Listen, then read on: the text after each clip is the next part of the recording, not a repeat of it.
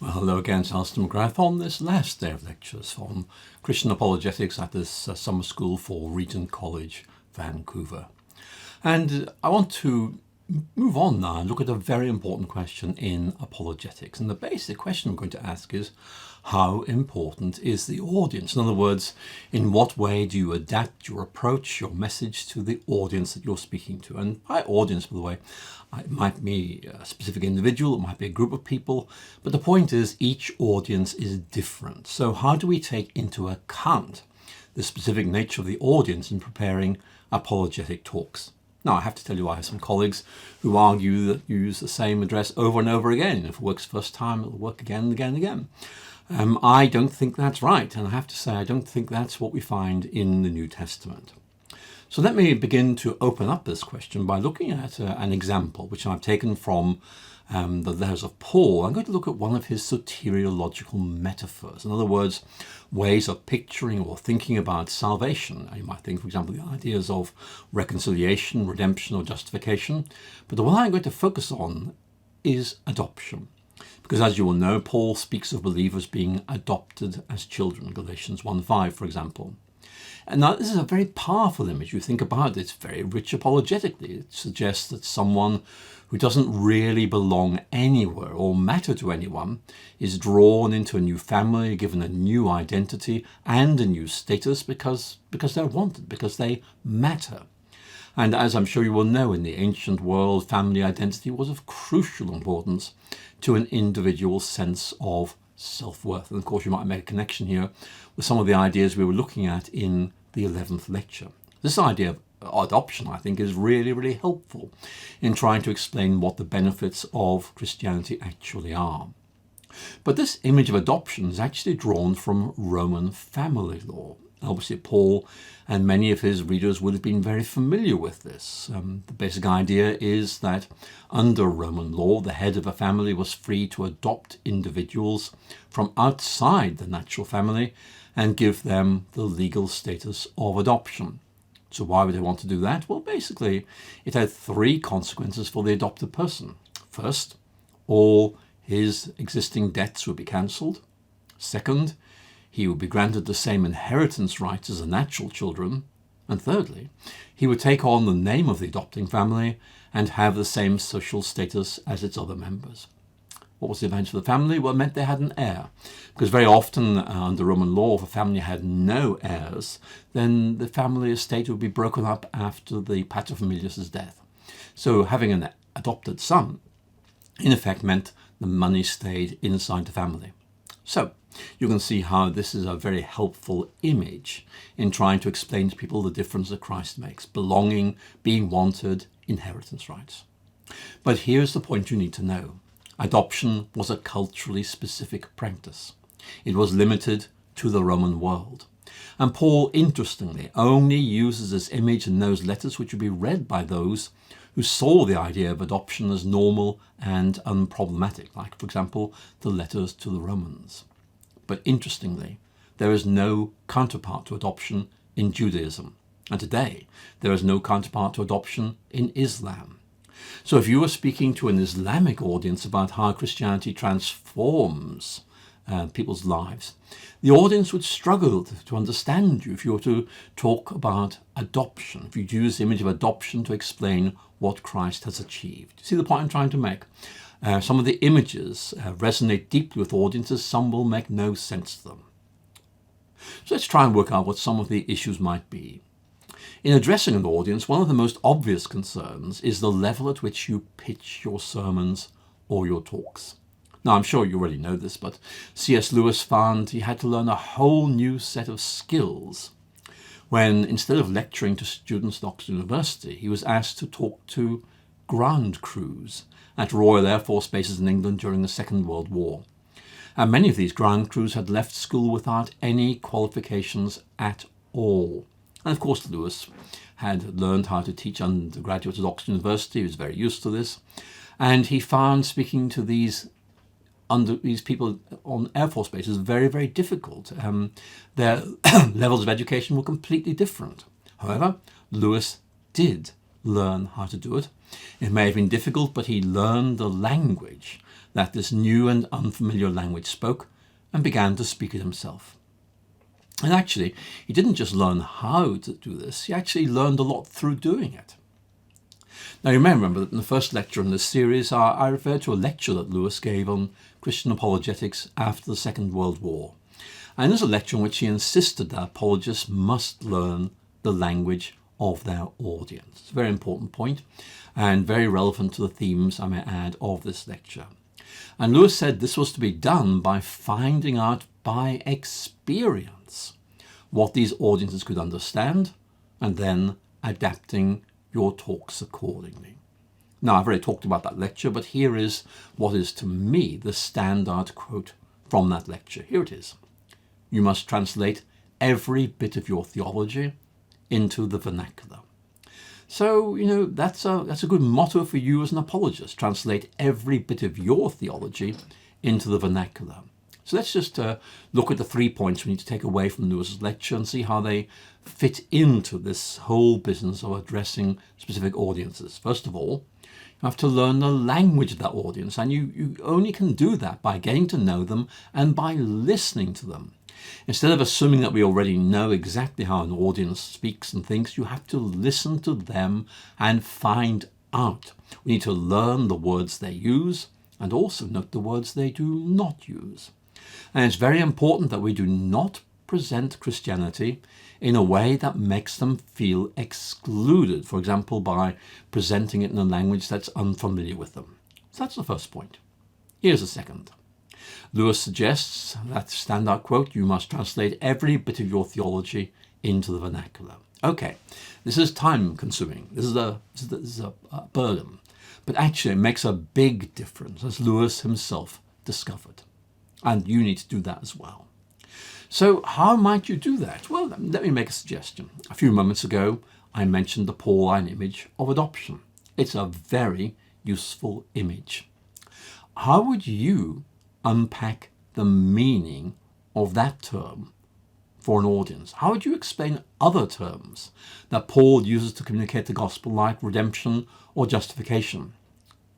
One of the things I found really valuable as I learned how to do apologetics was to take a series of Christian terms like this, terms I couldn't avoid in talking about the gospel, and work out how I would explain them to an audience without using theological jargon. I still think this is a great exercise, and I suggest you try it sometime. Here's what you might do.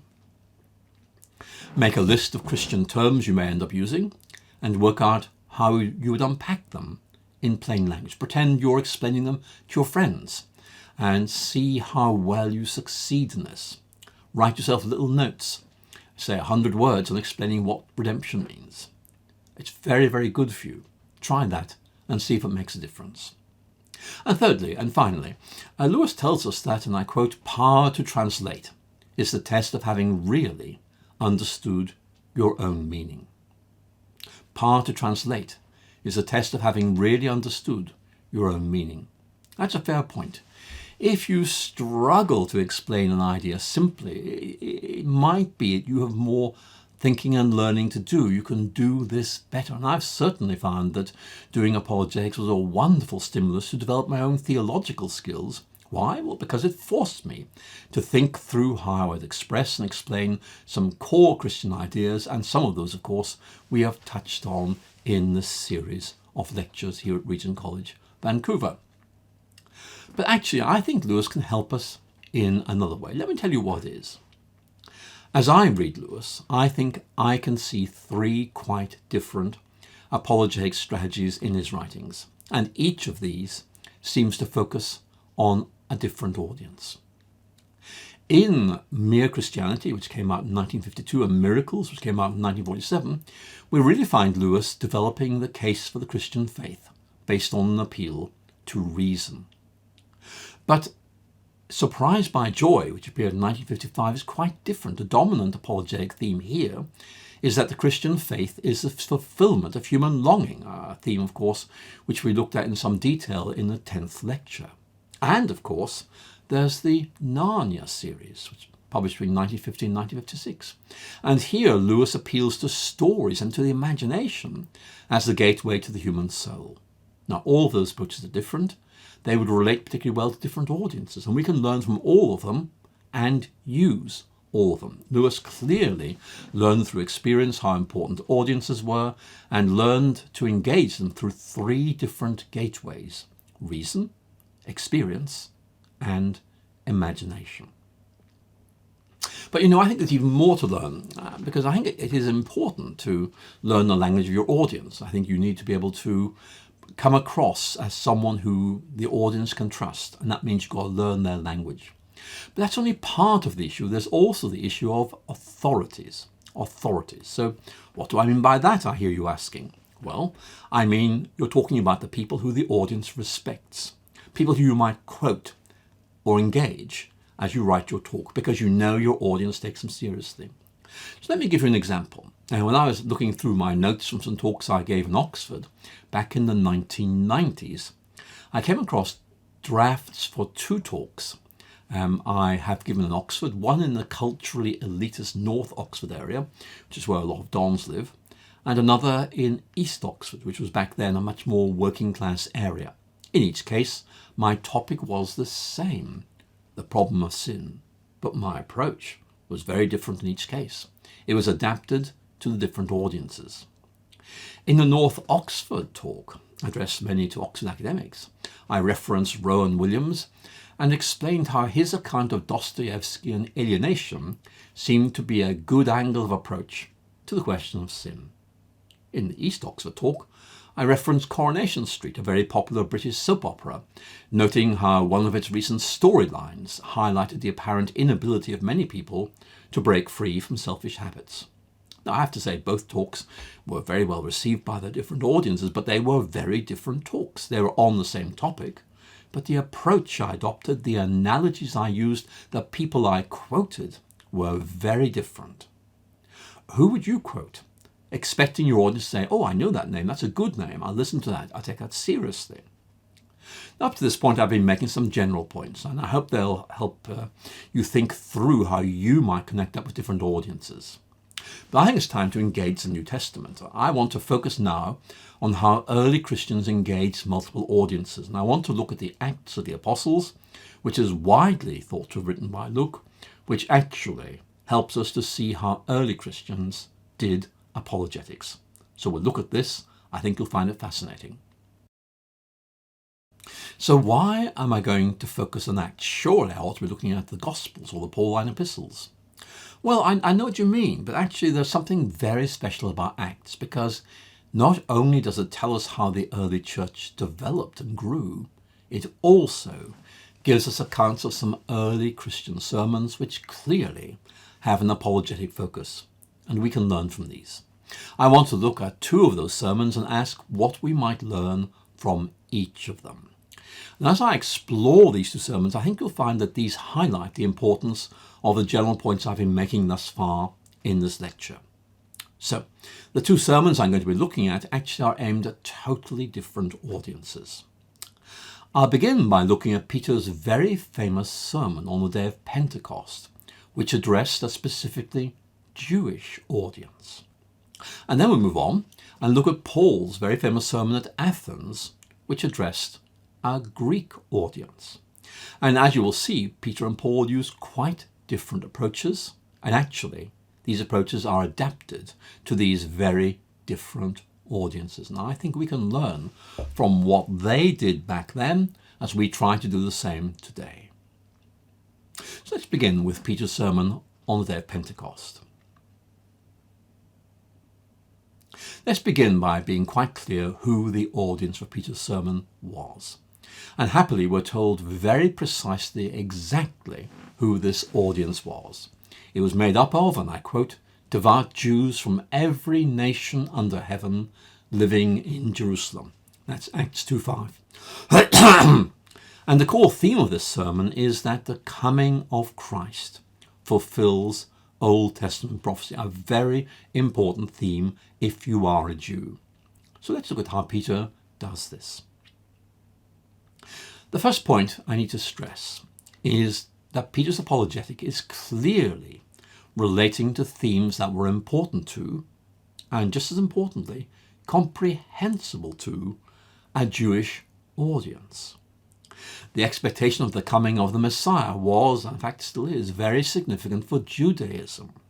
In other words, Peter is tapping in to a real concern, a real area of interest on the part of his audience, and he makes three very significant apologetic moves. First, Peter demonstrates that Christ meets the specific expectations of Israel. Now, Peter was a Jew himself, so actually it was very easy for him to relate to the hopes and fears of Israel. He knew this audience. He knew the language to use. He knew the authorities to cite. He knew what the Jewish people were hoping for. And he declares that Christ is the fulfillment of those hopes and those expectations.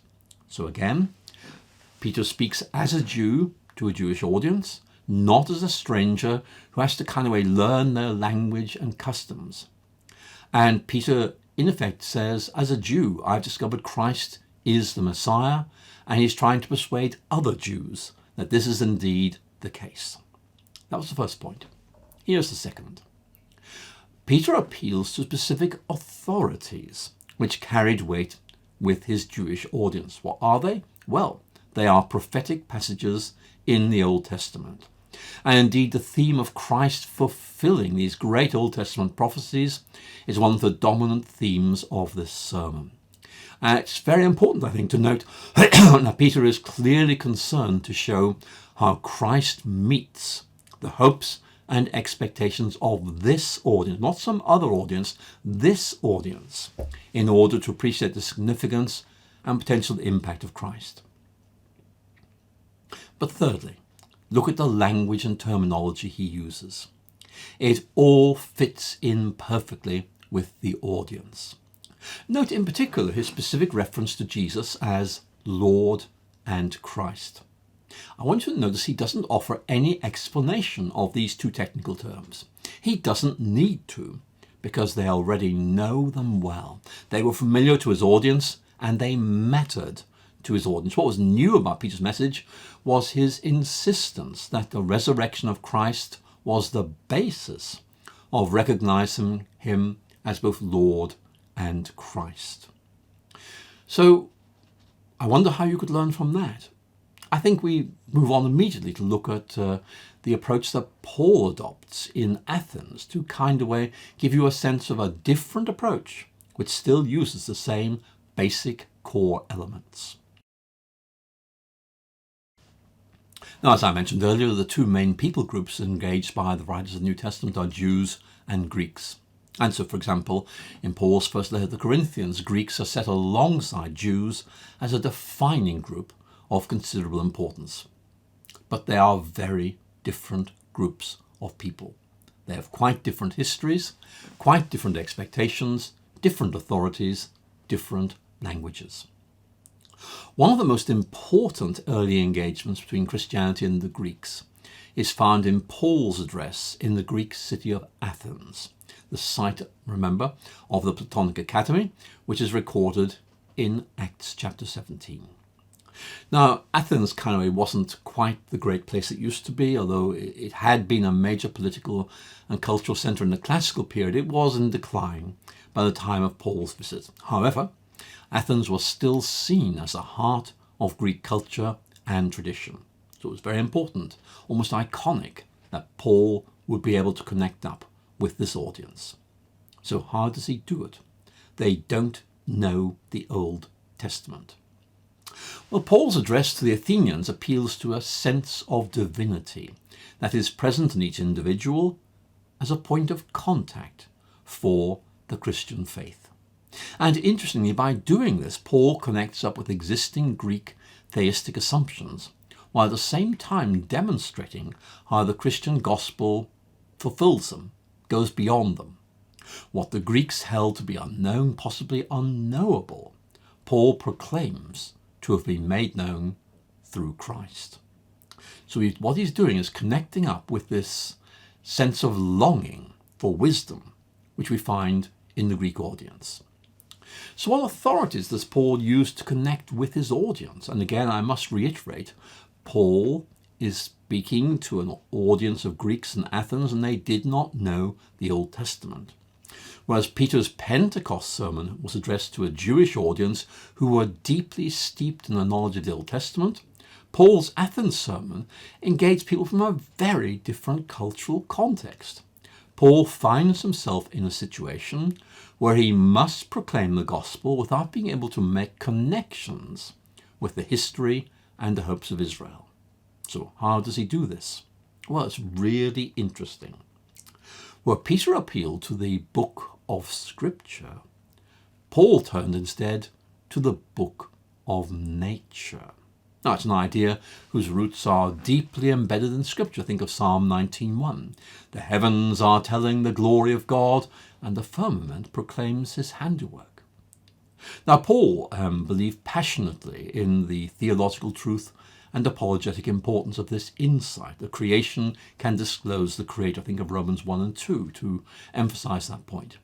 So an appeal to God as Creator becomes, if you like, a gateway for introducing the theme of redemption in Christ. You begin with creation, you move to redemption. And Paul is clearly aware of the distinct identity and characteristics of his audience, and he uses local beliefs and landmarks as anchors for his apologetic presentation. And since his audience did not know of the Old Testament and actually wouldn't have connected up with it anyway, Paul draws on literary authorities with which they were familiar.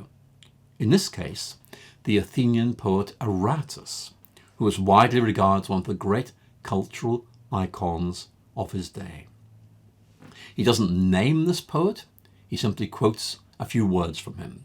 And Aratus dates from the late 4th and early 3rd centuries before Christ, and it's thought that his place of birth was solely in Paul's own province of Cilicia. And we know that Aratus studied Stoic philosophy in Athens at the school founded by Zeno. Here is why Paul chose to quote him. Here is what he actually quoted. It's not attributed to Aratus in the text, but it is from Aratus.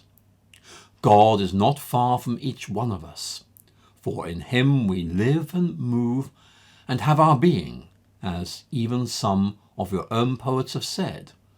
We too are his offspring. Now, Paul here only quotes half a line from Aratus to reinforce, I make it clear, reinforce, not establish his point, but he quotes a local author, partly, I think, to show respect for his audience, but also to use Aratus as a gateway for the ideas he wants to present. So he uses a local source, and it really invites us to think, what local sources might we use? Let me diverge for a moment here. I was giving a lecture on science and religion at Edinburgh recently, and I engaged in a friendly and productive debate with David Hume. His very famous argument, you can't directly establish moral values from observations of the world. And it was a very good point to make. But David Hume was a very appropriate choice because he's probably Edinburgh's best known philosopher. And I got some very nice comments from my audience as a result of that local connection I made. So you think about this. When you go to speak to an audience, is there someone you could use as an authority or reference in this way? Some local hero? Someone who is read locally, has special value? How would you find out? And what would you use? But let's go back to Paul's Athens. A second local Athenian landmark also plays a key role in Paul's approach. The inscription on an altar which reads, "To an unknown God." Now I need to tell you that the literature of this age, such as the writings of Diogenes Laertius, does refer to these anonymous altars around Athens at this time. So Paul is building on something that was really there and argues that a god who the Greeks had some kind of intuitive knowledge was now being made known to them fully by name in the gospel. In other words, the God who is known indirectly through the created order is known fully and by name through the resurrection of Jesus Christ. But I want you to note that Paul picked up on the apologetic potential of a local landmark, which again became a gateway to his proclamation of the gospel. Now, I think that Paul's apologetic address at Athens offers important insights about how to adapt the proclamation of the gospel to a local audience. I think you can see that Peter's approach to a Jewish audience in Jerusalem would not have connected with Paul's Greek audience in Athens, any more than Paul's approach in Athens would have worked well with Peter's audience in Jerusalem. The key point is Paul adapts his rhetoric to the local situation, citing a local authority, again the poet Aratus, exploiting the apologetic potential of a local landmark, an anonymous altar, and developing a line of thought that chimed in with some Athenian ideas about the presence of the divine in the natural order. Now, I'm sure you can see this is an approach that we can adopt and adapt today. What I want you to note, though, is what Paul does not do. He does not cite the Old Testament. I think you can see why, but let's be absolutely clear about this. It's certainly true that Paul's letters are full of appreciative reference to the Old Testament and take the relationship of Christianity and Judaism with great seriousness. So Paul highly values the Old Testament as a Jew. But you see, the point is simple. He wasn't talking to Jews, he was talking to Greeks. And the Greeks didn't see the Old Testament as important. In fact, they didn't really know anything about it. Paul rightly discerned that in order to get through to them, he would have to develop an approach specific to this audience, not another audience, which spoke to their situation, not somebody else's situation.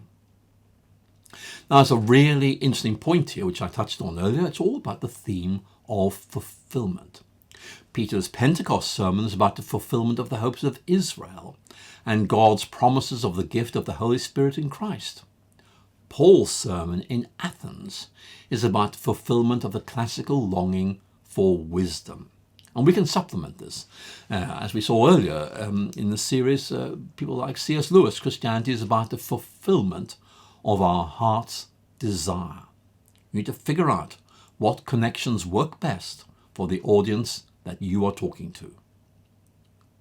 But let's move on now and look briefly, only briefly I'm afraid, at a third category of sermons in Acts in which Paul is not so much preaching the gospel as offering a defense of his own position. The third audience that early Christianity encountered was, of course, the Roman authorities. At that time, Rome was the imperial force that dominated the Mediterranean world.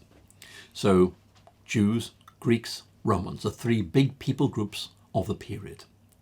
And the Roman authorities regarded the emergence of Christianity with suspicion. And there are lots of reasons for this. One in particular was its potential to create trouble in a socially volatile region of the Roman Empire. Yet, there was another, perhaps more significant reason for this anxiety about Christianity, and this is a so-called imperial cult of worshipping the Roman emperor, which was especially important in the eastern Mediterranean area. The imperial cult was a form of civil religion, and it was based on a highly elevated view of the person and authority of the Roman Empire. And it emerged during the Augustan age and seems to have become particularly important in decades just before the birth of Christ. If you wouldn't take part in this cult, then you were, in effect, not a good citizen. A refusal to take part in this cult would have been widely interpreted as being tantamount to political subversion or rebellion. So Christians were vulnerable to charges of sedition if they refused to conform to these imperial cults. And that was the problem that Paul encountered. He was accused of exactly this kind of sedition at one point in his career. The charges were brought against him by the professional orator Tertullus. You'll see this in Acts chapter 24. And according to Tertullus, Paul was an agitator among all the Jews throughout the world and a ringleader of the sect of the Nazarene. Now that actually was quite a serious charge.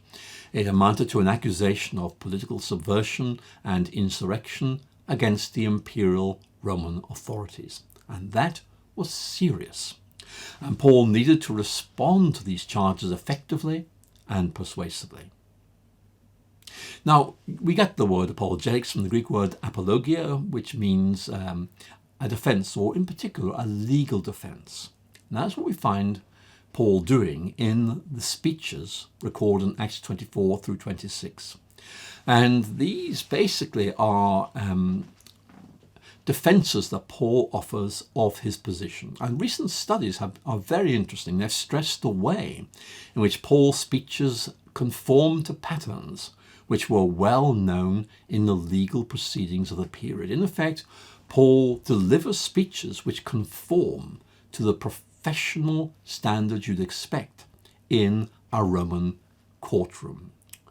Paul's defense speech, for example, in Acts 24, follows the rules of engagement laid down by legal custom as he subjects Tertullus' accusations to a point-by-point refutation. And a point of real importance here is the way he stresses the continuity between his own beliefs and those of the Jews who'd accused him, particularly in regard to the scriptures and the resurrection. But the thing to note really is his appeal to Roman rules of evidence, which he deploys skillfully to outmaneuver his opponents. He knew what Roman legal culture considered to be good ways of arguing, and argued like that. So the key point to take away from this is that Paul knew how Roman courts assessed evidence, and he was able to work with the grain of the system. He knew his audience, and he used their expectations to construct his defense. So there's something to think about. What lines of thought would your audience find persuasive? But let's note also that both Paul and the Christian gospel were being misrepresented by his accusers and the legal representatives. And for Paul, one of the best defenses of the Christian faith is simply setting out what it really is and challenging misrepresentations and misunderstandings of what it's all about. Now, I think this is very important. So I think we need to think about this and how we can apply these insights. Now, in this lecture, I focused on the importance of understanding and engaging the different audiences that we come across. Each has its own distinct identity. And that identity is reflected in, for example, the particular concerns or difficulties it may experience concerning the Christian faith, and also the gateways that we might use to connect up with them. So I think there are three general principles that emerge here based on these apologetic addresses of the Acts of the Apostles. And I think it's be helpful if I summarize these and reflect on how we might use these today. So let's go through each of these 3 points and see how we might use them. First of all, you address the specific audience.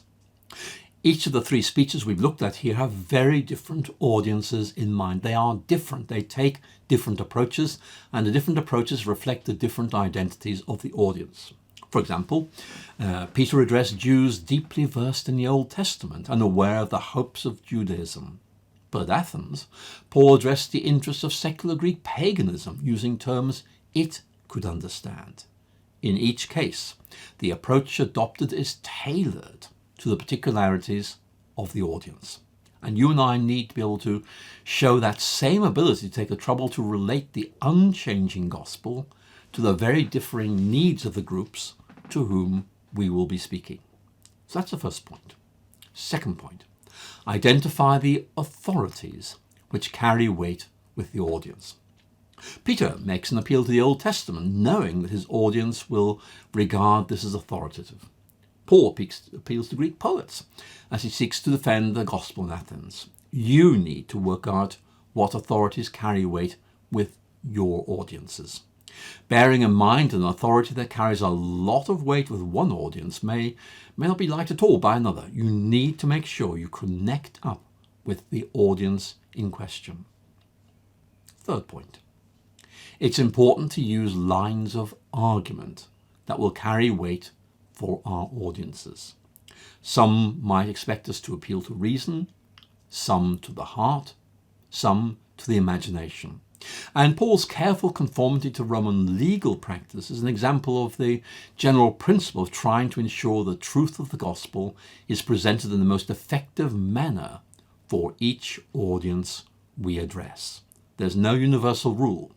As you do this, you'll get better at doing it because you'll gain experience of it. and this will help you engage new audiences in the future. Paul chose to work within the conventional frameworks for presenting evidence and developing arguments that he found in Roman courts. So let's now move on and look at some specific issues, how we might in effect use these in our apologetics today.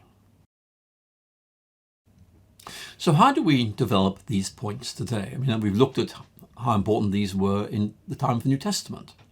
Their historical importance, their biblical warrant is obvious, but we need to think about how we incorporate and adapt these ideas into our own apologetic conversations, addresses, and writings.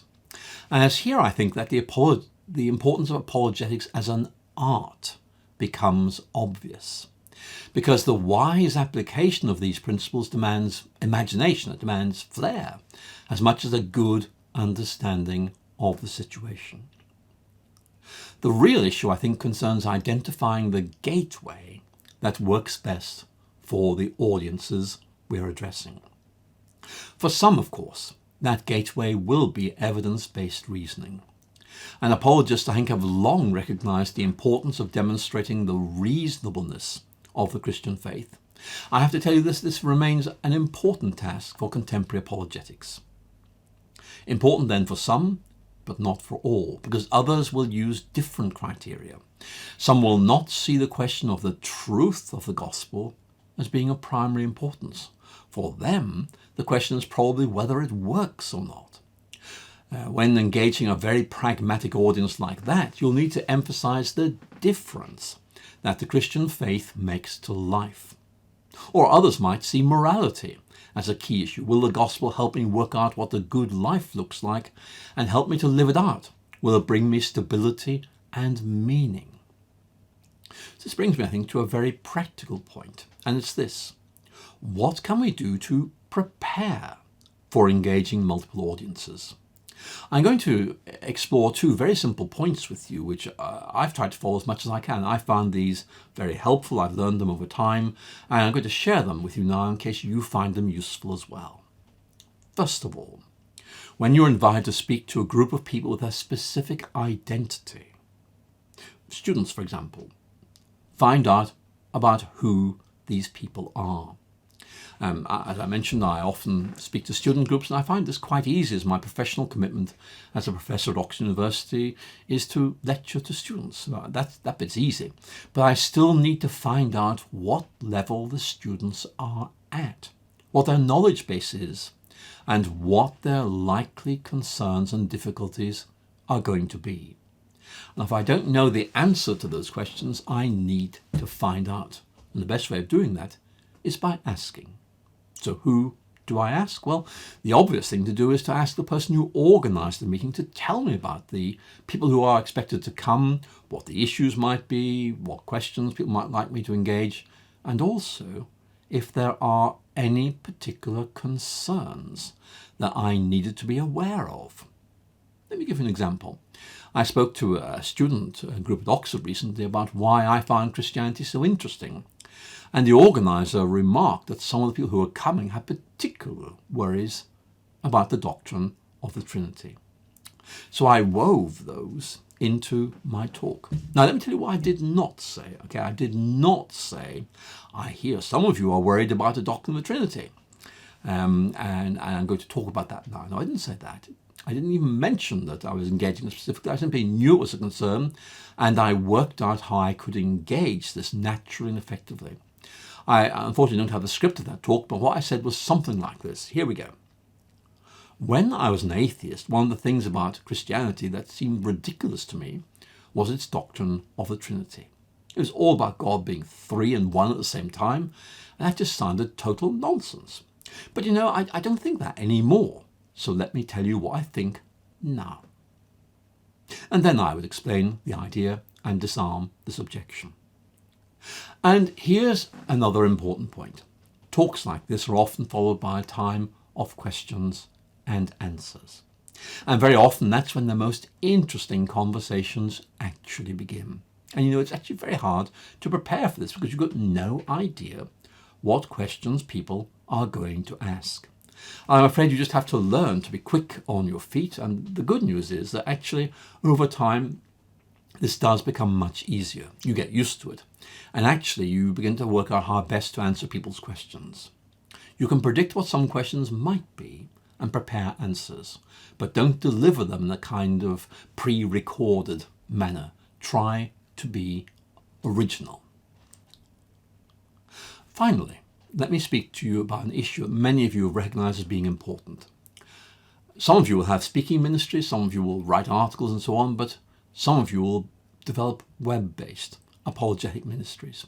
You'll post articles, videos and blogs, and you see you have no idea who's going to read these, watch these, or listen to them. Quite simply, the audience is unknown. So how do you deal with that situation? Well, let me begin by saying how important these ministries are. I do a little of this kind of thing myself, and I had to give some thought to how you go about doing it. And some of my material posted on the web takes the form of lecture or talks given to very specific audiences. But it's very clear that the video of that lecture has been watched by a large number of people way beyond that intended audience. But some of the material I produce is deliberately written to be as accessible as possible to the widest possible audience.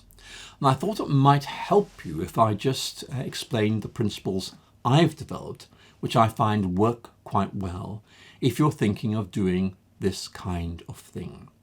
Now again, this is my advice. It's simply based on my own experience. I'm not laying down rules. I'm simply saying I found this helpful. I hope it may help you as well. First of all, don't use colloquial English. Now, that's a problem because colloquial English is what makes English interesting. It sort of makes you much easier to listen to. But you see, the problem is that many of those who access your material on the web will not be native speakers, and they may not understand you at all. Or worse, they may misunderstand you. There's a translation issue here. Now, I'm sure you all know the story of a former American president who visited a Latin American nation. And he told his audience that he was really tickled to be here in Mexico. And his Spanish translator is meant to have said something like this: "Since arriving in Mexico, I haven't stopped scratching myself." Now, I'm afraid that story may not be true, but it does make the point. Keep your English simple and avoid colloquial phrases. Now, sure, this makes your talk less interesting for those whose first language is English, but as I've discovered, that is the price you have to pay in order to be widely understood, and my own view is it's a price worth paying. Do you remember the point I made using C.S. Lewis at the beginning of this lecture? Translating theology into the cultural vernacular is a good exercise for all of us, and that includes you as well. And practically, this really means taking the trouble to work out how to express yourself when talking about the Christian faith, when talking about Christian ideas of salvation and transformation, using a limited vocabulary and avoiding colloquialisms. It's difficult for you, sure, but it's good for you, and I'd like to encourage you to try doing this. Secondly, if you're using visual material, find a way of displaying names or unfamiliar words on the screen. It won't distract people, it just allows them to follow you better and to grasp your meaning. It's very easy to do this, and it's well worth the effort. For example, I might mention Karl Barth, well-known Swiss theologian, or the German poet Goethe. Now, do you see the issue? The issue is the pronunciation doesn't correspond with the spelling, unless, of course, you happen to speak German. And it's an easy and a very tactful way of helping people to follow you, especially when you reference theologians with difficult names like Theodore of Mopsuestia. As I do, I have to say, but only every now and then. And finally, I have to keep reminding myself to look at the camera. That makes the viewers much more satisfying than looking at a script or kind of way looking into the far distance. And sure, I forget my lines from time to time. I mean, I'm getting old, but the point is I want my viewers to feel I'm speaking to them, not speaking to somebody else and not speaking at them. I don't want to give them the impression that they're somehow eavesdropping on a conversation that was not meant to include them. Now, my guess is that most of you are far ahead of me on this particular issue. I'm sure many of you have already gained experience of this, and you could offer further and much better advice than I have. But this is where you can make a really big difference, because this is going to be a very important area of apologetics in the future, and I think we need people like you to move this ahead. And so please let me encourage you to develop your own ministries in this way if you think that this is right for you. But I'm afraid I have now run out of time. In this lecture, what I've done is to focus on the nature of the audience and how this might affect the way in which you prepare and present your material. I can't summarize everything I've learned for myself over the last 30 years in apologetics, but what I can say is that the easiest way of learning is simply by doing. Practice speaking to your friends. Practice question and answer sessions with your friends, and perhaps record these and listen to yourself. Sure, we all hate doing this, but it will help you identify problems and fix them. But we need to move on. In the next lecture, which I think is going to be a really interesting lecture, I'm going to ask what we can learn from the rise and the fall of the new atheism. It's a really interesting subject. I think you'll enjoy this, so I look forward to speaking to you again very soon.